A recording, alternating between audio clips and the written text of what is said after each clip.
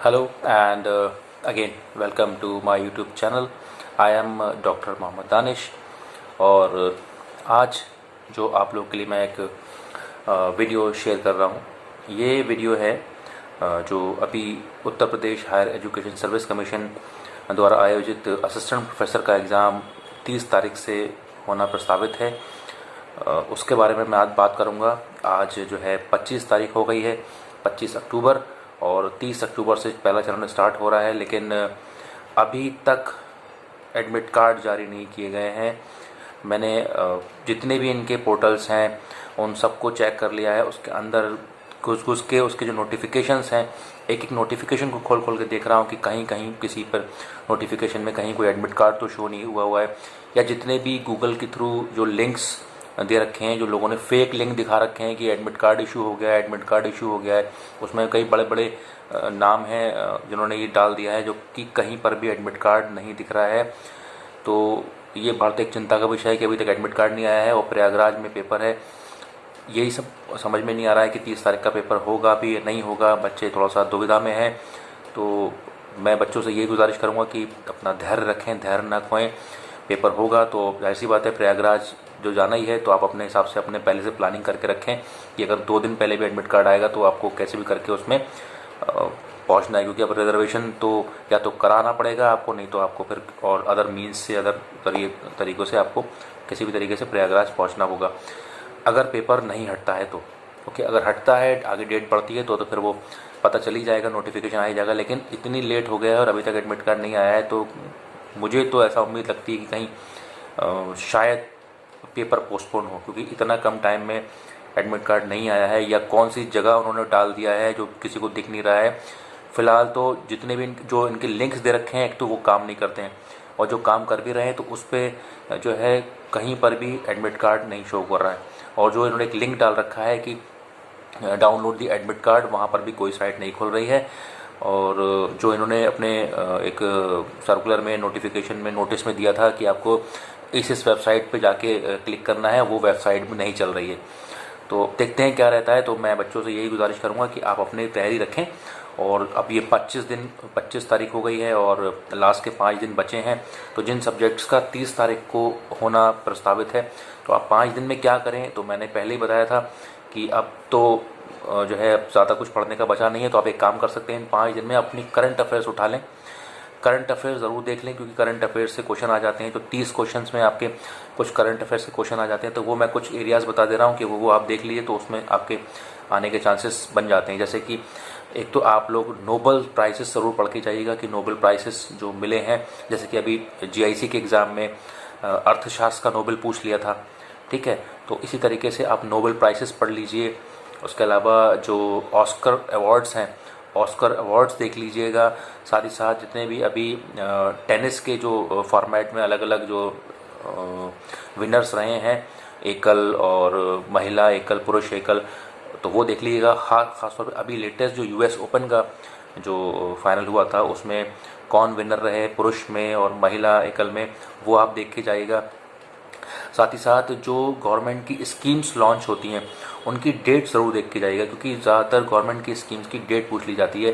Date पूछ लेते हैं या ईयर पूछ लेते हैं। जैसे कि अभी पिछला जो एग्ज़ाम हुआ था आपके GIC का, तो उसमें जो है डेट तो नहीं कहूँगा, एयर पूछ लिया था उसमें कि किस एयर में वो स्कीम लॉन्च हुई। तो हम इन 5 दिनों में कुछ टॉपिक्स डिसाइड कर लें कि ये टॉपिक्स हमें देखने, जैसे कि मैंने बताया, स्कीम्स देख लीजिएगा, उसकी डेट्स देख लीजिएगा जल्दी जल्दी, और टेनिस के बारे में देख लीजिएगा, अपना नोबेल प्राइसेस देख लीजिएगा, ऑस्कर के प्राइसेस देख लीजिएगा। उसके अलावा जो भी मंत्रिमंडल चेंज हुआ था, मंत्रिमंडल चेंज होने के बाद उसमें जो मुख्य जो मंत्रालय हैं, उनको एक बार नज़र मार लीजिएगा कि वो किसको मिला है। उसके बाद जो कुछ चीफ जो है इंडिया के कुछ संस्थाओं के चीफ हैं, उनके नाम आप देख लीजिएगा, जैसे कि चुनाव आयुक्त है, या इलेक्शन कमिश्नर हो गया आपका, या CBI के डायरेक्टर हो गया, या नीति आयोग को थोड़ा सा देख लीजिएगा, अध्यक्ष उपाध्यक्ष, इस तरीके से कुछ चुनिंदा आप राज्यपाल ज़रूर देख लीजिएगा, जो हैं स्टेट्स के राज्यपाल या उपराज्यपाल ज़रूर देख के नज़र मार लीजिएगा फटाफट। ये वो चीज़ें हैं जो आप इन 4-5 दिनों में कर सकते हैं। अदरवाइज़ इसके अलावा आप बहुत ज़्यादा फैलाने की कोशिश करेंगे तो वो बहुत ज़्यादा फैल जाएगा और आप कंट्रोल नहीं कर पाएंगे। तो 4-5 दिन में हम यही देख सकते हैं और बहुत काम होके कूल होके अपने जो है करंट अफेयर्स को रिवाइज़ करें। अब ये सोच लें कि अब सब्जेक्ट में तो कुछ ज़्यादा रिवाइज़ करना नहीं है, अब अपने जो है कूल होके जब भी आपको टाइम मिले आप अपनी करंट अफेयर्स रिवाइज़ करें। और करंट अफेयर्स में भी ज़्यादा टॉपिक करने की ज़रूरत नहीं है, जैसे कि कुछ आर्मी चीफ्स वगैरह हैं या एयर मार्शल हैं या आपके जो है नेवल स्टाफ है उसके हेड्स को देख लीजिएगा। उसके अलावा जो कुछ इंटरनेशनल संस्थाएं हैं उनके कुछ हेड्स हैं उन पर नज़र मार लीजिए, जैसे कि WTO हो गया या IMF हो गया या वर्ल्ड बैंक हो गया, है ना, ये देख लीजिएगा। या इंडिया की कुछ बड़ी बड़ी संस्थाएं हैं जैसे कि RBI की गवर्नर देख लीजिएगा, नाबार्ड के बारे में देख लीजिएगा, सेबी का कुछ नज़र मार सकते हैं, सेबी के कुछ संस्थाएँ ऐसी हैं जिनके आपसे सवाल पूछ लिए जाते हैं कि सेबी हो गया।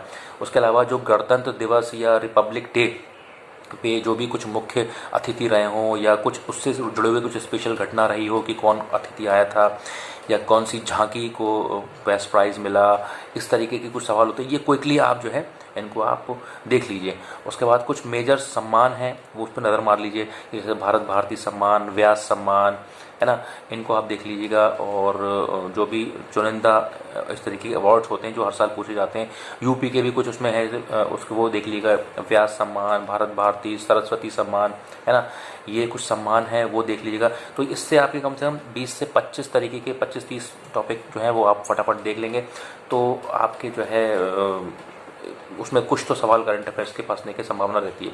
नोबेल वगैरह हो गया तो ये सब आ जाते हैं, या जो जितने भी मिलिट्री आर्मी के जो या उसके जो संयुक्त युद्धाभ्यास होते हैं, संयुक्त सैन्य युद्धाभ्यास जिसे हम बोलते हैं, वो देख लीजिएगा तो उससे भी आइडिया लग जाएगा कि कौन सा किसके साथ हुआ। तो ये 8-10 एरियाज़ हैं जो हमेशा हर बार इस तरीके के GS के या करंट अफेयर्स के सेशन में पूछे जाते हैं। तो इससे जो होगा आपको कुछ ज़्यादा पढ़ना भी नहीं है, आप मेजर टॉपिक्स जो है वो आप देख लेंगे। बाकी इस 5 दिन में आप ज़्यादा टेंशन ना लें और लास्ट का एक दिन अपने लिए रिजर्व रखें, जो कि मैंने बताया कि आपको बिल्कुल पढ़ने की ज़रूरत नहीं है। कूल होके जाइए, कूल माइंड से जाइए और अपना बेफिक्र होकर एग्ज़ाम दी, तभी आपका एग्ज़ाम अच्छे से हो पाएगा। क्योंकि 30 नंबर ही इसमें करंट अफेयर्स और GS के हैं, बाकी 70 नंबर आपके सब्जेक्ट्स हैं। तो मेजर रोल जो प्ले करेगा वो आपका सब्जेक्ट ही करेगा। तो इस पे आप ध्यान दीजिए और अच्छे से पेपर दे के आइएगा, क्योंकि ये बहुत अच्छा एग्ज़ाम है। आपको पता ही है असिस्टेंट प्रोफेसर का एग्ज़ाम है और जो स्केल होता है 7 CPC वही इसमें मिलता है। 57,000 प्लस में इसकी सैलरी है, प्लस 6,000 AGP है। उसके बाद TA DA सब मिला के वो 70,000 75,000 के आसपास तनख्वाह बैठती है। तो बहुत अच्छी सैलरी है इसमें असिस्टेंट प्रोफेसर की। और बहुत से बच्चे सोच भी रहे हैं, पूछ रहे हैं कि ये गवर्नमेंट जॉब है या नहीं है। तो it's purely a government job. जितने भी एडेड कॉलेजेस हैं तो एडेड कॉलेजेस में वही सैलरी मिलती है, वही सब फ़ायदे होते हैं जो कि प्योरली गवर्नमेंट कॉलेज के होते हैं। तो एडेड कॉलेज की जॉब है, परमानेंट जॉब है, तो बिल्कुल बेफिक्र होकर जाइए कि ये गवर्नमेंट जॉब है या नहीं है। तो इस तरीके का माइंड में कभी मत रखिएगा। गवर्नमेंट जॉब है, एडेड कॉलेज की जॉब है और सारी सुविधाएँ, सारी सैलरी, सारे पर्क्स वही मिलेंगे जो कि प्योरली गवर्नमेंट कॉलेज को असिस्टेंट प्रोफेसर को मिलते हैं। ओके, तो ये चीज़ हो गई। तो बिल्कुल कंफ्यूज मत होइएगा। और इसमें इंटरव्यू का प्रावधान है, 30 नंबर का इंटरव्यू है, तो इंटरव्यू भी होगा इसमें और बहुत जल्दी इसका रिजल्ट आएगा। और रही बात इसमें नेगेटिव मार्किंग की, तो इसमें मैं फिर बता दूं नेगेटिव मार्किंग इसमें नहीं है, किसी भी तरीके की कोई नेगेटिव मार्किंग नहीं है। अगर आपका गलत सवाल हो जाएगा तो आपके मार्क्स नहीं कटेंगे और अगर आपने छोड़ दिया सवाल तो उसके नंबर आपको नहीं मिलेंगे। तो आप सारे अटैम्प्ट करिएगा, कोई क्वेश्चन छोड़ के मत आइएगा, ठीक है। तो ये मेरी आखिरी 5 दिनों में आपसे एक स्ट्रैटेजी है। और एक तरीका और बता दूं पेपर सॉल्व करने का कि 2 घंटे का पेपर होगा। तो 2 घंटे के पेपर में जो है आप कोशिश ये करेगा कि पूरा पेपर करें, क्वेश्चन कोई ना छोड़ें, क्योंकि इसमें नेगेटिव मार्किंग है नहीं। तो 100 के 100 आप अटैम्प्ट करके आइए और अच्छे से ध्यान से पढ़ के करिए, और जिससे कि आपके सिलेक्शन में होने की संभावना बढ़ जाए। और मैं फिर बता दूं क्योंकि इंटरव्यू 30 नंबर का है तो मेनली सारा रिटन पे ही बेस्ड होगा। आपका जितना अच्छा रिटन या लिखित परीक्षा में अच्छे नंबर आएंगे उसी बेसिस पे आपकी आगे भी मेरिट बनेगी। क्योंकि 30 नंबर के इंटरव्यू में कम से कम तो आपको 14 से 15 नंबर मिलेंगे प्रेजेंस होने के, जाने के। और उसके बाद अच्छा कर पाते हैं तो 25, 26, 27 नंबर तक आपको मिल सकते हैं इसमें। तो अच्छा है आप इसमें अच्छा परफॉर्म करिए और अपने सब्जेक्ट पे कॉन्फिडेंट रहिए। जितना सब्जेक्ट आपका अच्छा होगा उतने आपके इसमें सिलेक्शन होने के चांसेस हैं। तो बहुत अच्छी जॉब है, परमानेंट जॉब है, तो इसको अच्छे से करिएगा। और यही मेरी आखिरी मोमेंट पे सलाह है आप लोगों के लिए। बस ये दुआ करता हूँ कि जितनी जल्द से जल्द इसका एडमिट कार्ड इश्यू हो जाए और बच्चों को राहत मिले, जिससे कि हम लोग बिल्कुल फ्री माइंड होके इसके जो भी बचे हुए दिन है उसमें अपनी तैयारी को पूरा करें।